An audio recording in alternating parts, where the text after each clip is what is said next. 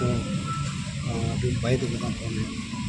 அதோட வெயில் இதெல்லாம் இந்த மாதிரி இது புதுசாக இருந்துச்சு அது. ஸோ பயந்துக்கு தான் போகிறேன்.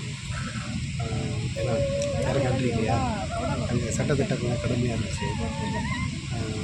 ரோடு சூப்பராக இருந்துச்சு. ஒரு நாடு வந்து அவ்வளோ சுத்தமாக வச்சுருக்காங்க. அதுக்கெல்லாம் மக்கள் தான் காரணம். அதே மக்கள் தான் இங்கே வேலை செய்கிற மக்கள் தான் நம்ம ஊருக்கும் வராங்க. ஆனால் இங்கே சுத்தமாக இருக்கிறாங்க, நம்ம நாட்டில் சுத்தமாக இருக்கிறாங்க. ரோட்டில் குப்பையை போடுறோம். அது நிறைய சொல்லலாம். ஒரு வெளிநாட்டுக்கு போயிட்டு வரும்பொழுது தான் நம்ம நாட்டோட அருமை தெரியுது. நம்ம நாட்டை நல்லா வச்சுக்கணும் அப்படிங்கிற எண்ணமும் வருது. அந்த இடத்துல குப்பை போடக்கூடாது, பொது இடங்கள் தேவையில்லாத விஷயங்கள் பேசி பிரச்சனை பண்ணக்கூடாது. நாடு முன்னேற்றத்துக்காக நம்ம நாடு முன்னேறணும்னா மக்களால் பொதுமக்களால் முடியும். பொதுமக்கள் மனசு வச்சாக நம்ம நாட்டை அடுத்த லெவல் கொண்டு போய் முடியும். எல்லாமே அரசியல்னு சொல்லிகிட்டே இருக்கக்கூடாது. போட்டோம் எல்லாம் அவங்க பார்த்துக்குவாங்க, எல்லாம் அவங்க பார்த்துக்கணும்னு நினைக்கக்கூடாது. அது ரொம்ப தவறு. நம்ம நாட்டை முன்னேற்றம் என்னென்ன செய்யணுங்கிறத நம்ம தான் முடிவெடுக்கணும். ஏன்னா இங்கே வந்து பார்க்கும்போது இந்த நாட்டை பாலைவனம், இந்த நாட்டில் பாலைவனம் தான் இருக்குது.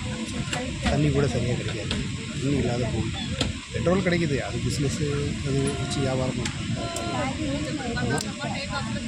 அதை மட்டும் வச்சுக்கிட்டு இந்த நாடு எவ்வளோ சுத்தமாக இருக்குது, ஒழுக்கமாக இருக்குது,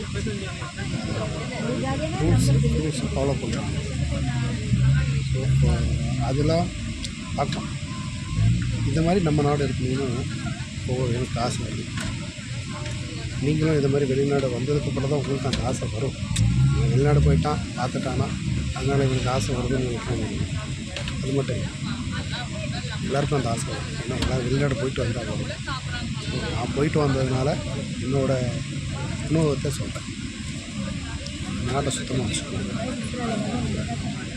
நம்ம வல்லரசு ஆகணும் அப்படின்னா நம்ம சுத்தமாக வச்சுக்கணும்.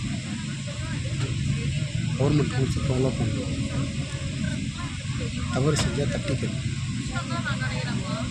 நல்ல விஷயத்தை நினைக்கணும், நல்லதே நடக்கும். பாசிட்டிவாக இருந்தால் தான் நாடு ஒரு நல்ல நிலைமைக்கு வரும். ஜெய்ஹிந்த்.